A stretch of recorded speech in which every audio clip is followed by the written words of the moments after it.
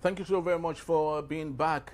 Just before we went for that little break, I was talking to issues that we had from our newspapers, and I had Emeka Madunago as my guest, as my virtual guest, and we lost him due to communication issues. We were just about to get into our main conversation, but just before we get into that, I would have loved Emeka to have his say also on some of the things that we have from our newspapers. Emeka, thank you so very much for being back. Sorry for the little glitch that we had. Oh, thank you very much. Yes, beautiful. So Emeka, I'd love to have you say something on this alleged coup plot. Silva confirms raid on residents. I know you have argued that this coup thing was more of this distraction, but it is becoming a little bit glaring that it's true, it did happen, and especially with Silva running away. What's your take on this, actually? Did Silva tell anybody he ran away? He said he went for a medical checkup now in the United Kingdom. And then that from there he went to Malaysia on a business trip. He said he wasn't part of any coup plot. Why I was the one who said that there was no coup plot. The federal government said so. The presidency said so. The defense headquarters said so. So why should I say there was a coup plot? You see all the stories that have been coming up in the media. It says sources. Let one person come on record. I'm a senior journalist. Look, today, October 30, makes it 30 good years that I collected my letter after my youth service to start work as a journalist, employed in the media. Today makes it 30 good years. September 18 made it 30 years that I started, I was on the field and all of that, as part of my test to get employed. But today, October 30 makes it 30 good years. So there are principles of journalism. When, people keep saying, no, it's not true, it's true, it's not true, the federal government has come out to say nothing like that happened, right? And then we see media houses, that this person, that this one happened, that it would have been, I even saw one report today, that would have been a devastating thing, that they wanted to kill so many people, cause disruption. Some of all these stories. Let me tell you, when Abacha brought up the phantom coup of 1995, we heard all kinds of stories. All kinds of stories. That they met, that people met, that this one happened, that the other one happened. Blah, blah, blah. At the end of the day, wasn't it described as a phantom coup? Was it not described as a phantom coup? Yeah, it was a phantom coup, but this is 2025. Emeka, but Yes. Fadibe, who was involved in that, cleared the air that really it was supposed to be a good hit to oust Sani Abacha. So No, let me tell you. Abacha just prepared the ground using Al-Mustafa to rope those people in. That's all. To rope them in. You saw the video of Al-Mustafa and Abdul Karim where he was saying, if don't worry, I'm going to tell Oga, this, and this. Those things were played at the Okuta panel now. We had the testimony at the Okuta panel now. Look, let me tell you, when people are looking for something to put on nothing, you can't put nothing on nothing. When people are looking for something, you will hear all kinds of conjectures. What I'm saying is that if there was a coup plot or something, let those who said there was nothing like that, let them come out and say, now there was a coup plot. And look at how it happened. But to keep pushing out things through the media sources are nonsense. At this level in journalism, look, let me tell you, that a thing as serious, as grievous as a coup plot is not something you just be throwing into the media as if you are reporting a Nollywood movie, as if you are playing the script of a Nollywood movie. No. Because, that people failed the exams is not a new thing. In the public service or in the military, it's not a new thing.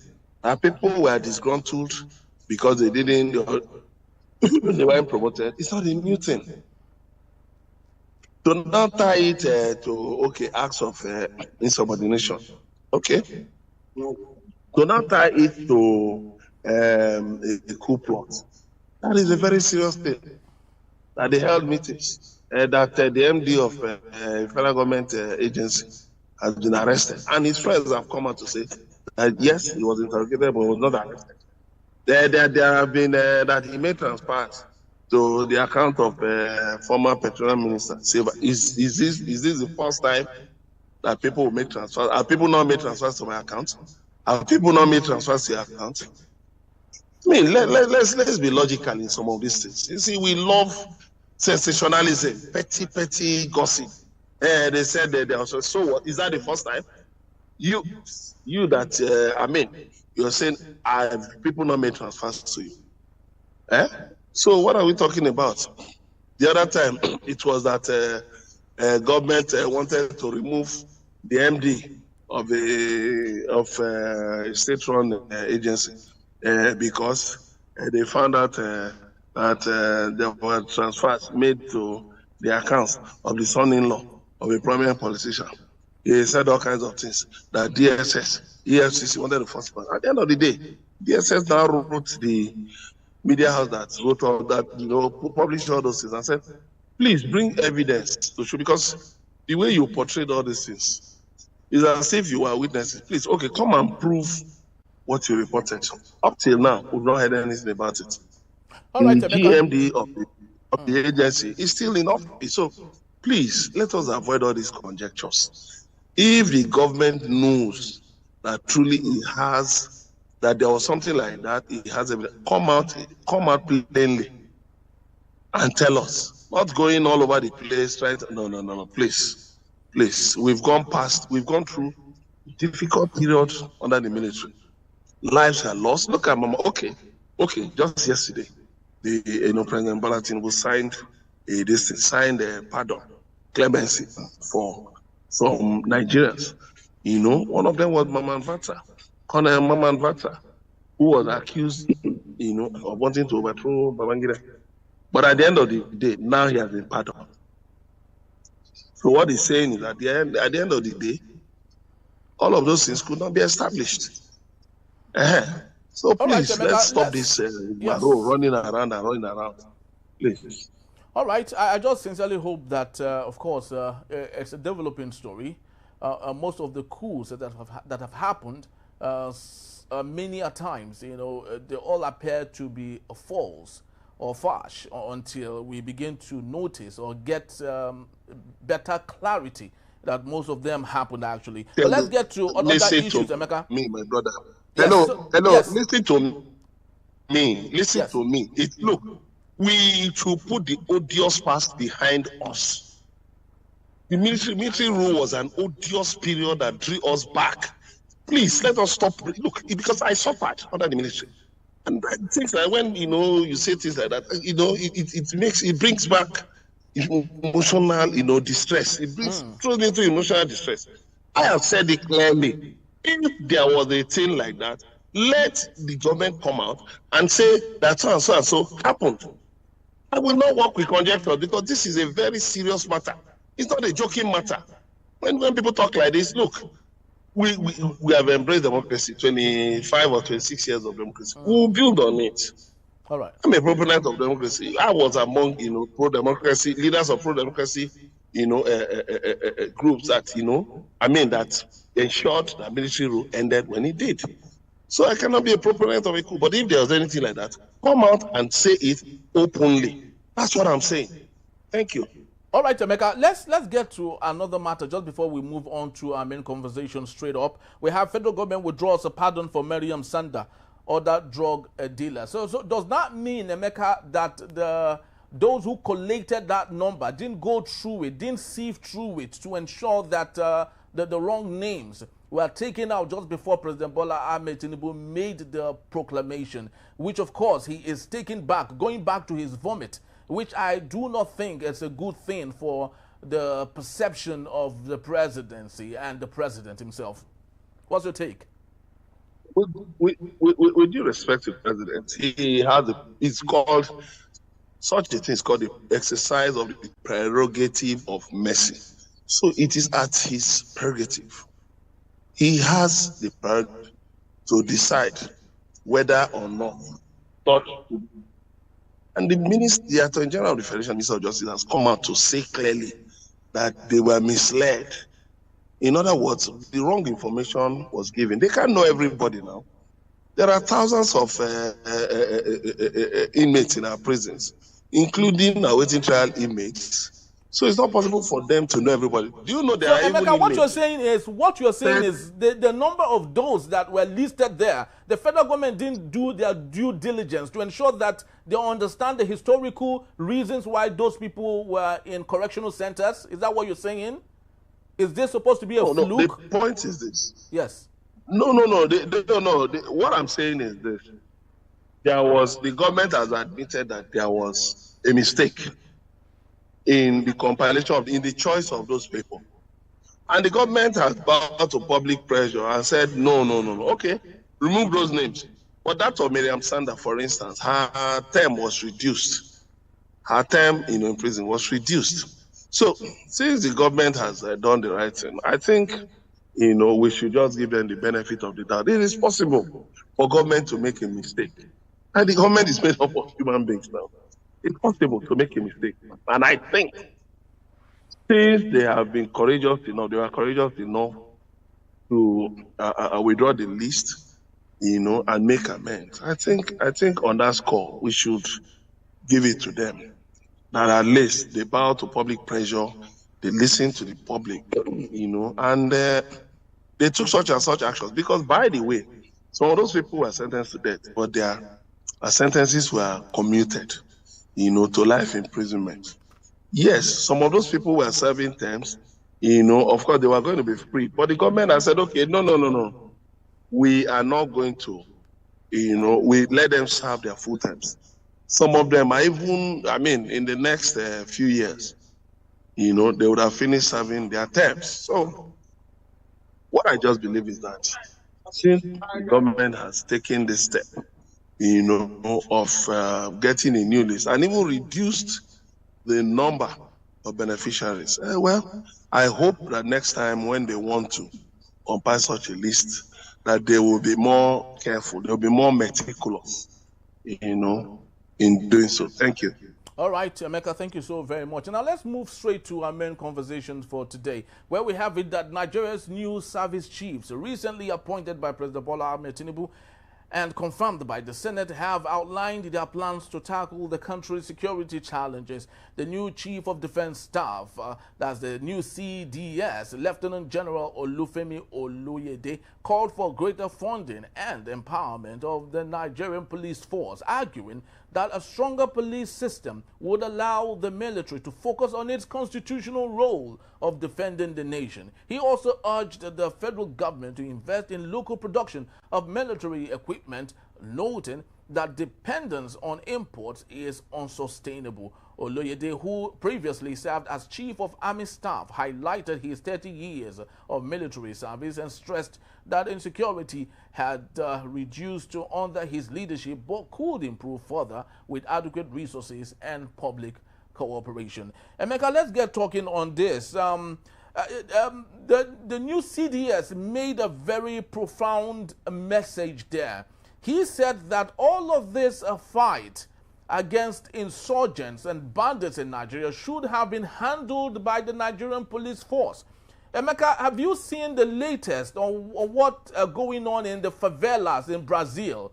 Over 120 drug members killed by the police force in Brazil, not the military in Brazil. So you can see what the CDS is talking about now. So do you think that our Nigerian police force have been unfortunately reduced to Boy Scouts such that they can't do more than what you see them do right now?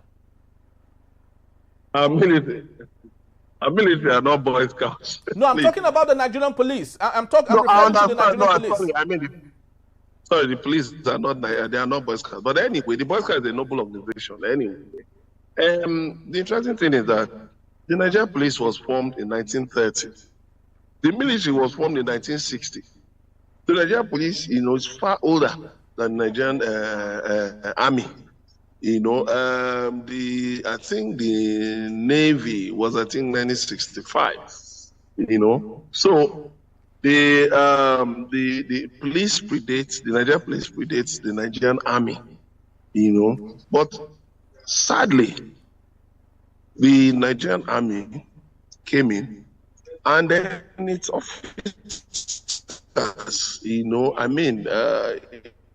sadly, there was this idea, this strange idea that, they could also possess power. They could also control power, And within 6 years, that was formed just within 6 years, was involved in a coup. That's quite unusual. That's quite unusual.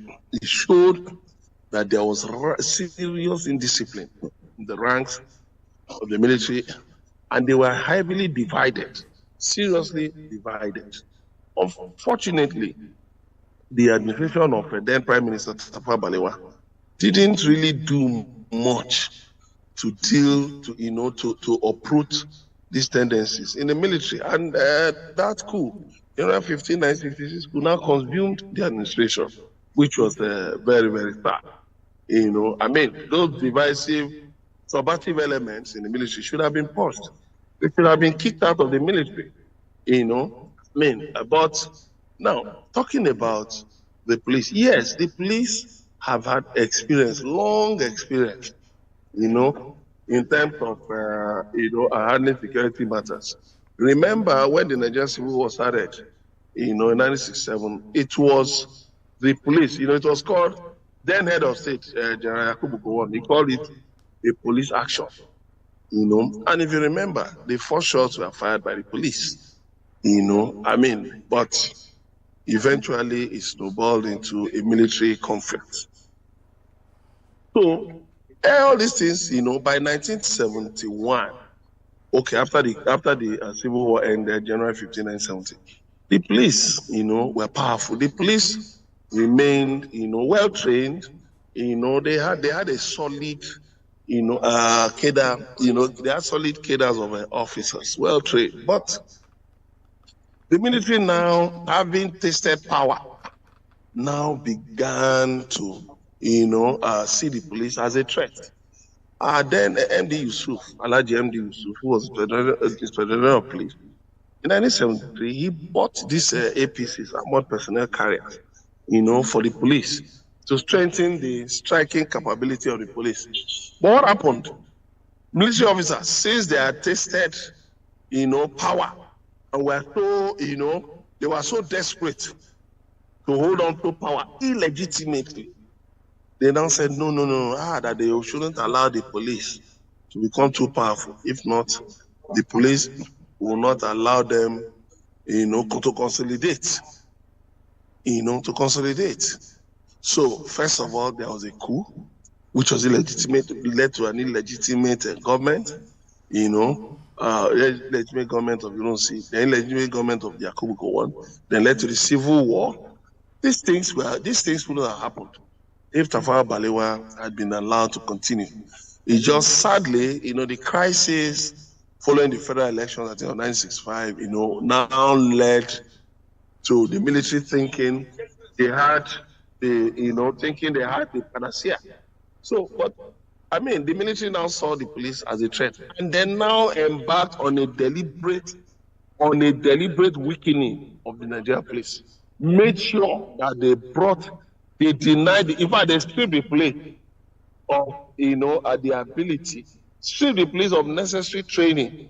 Look at Nigerian police. You think it's only police band they had, but the Nigerian police, they were producing their uniforms. Nigerian police, they were doing a lot of things before.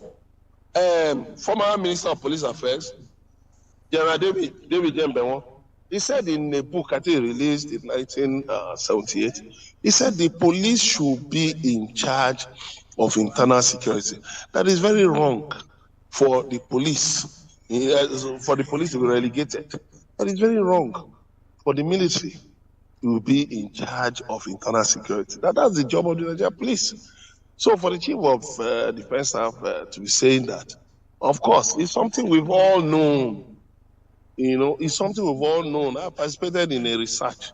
I actually led the research on the police, on police reform, you know, sometime in the year 2000.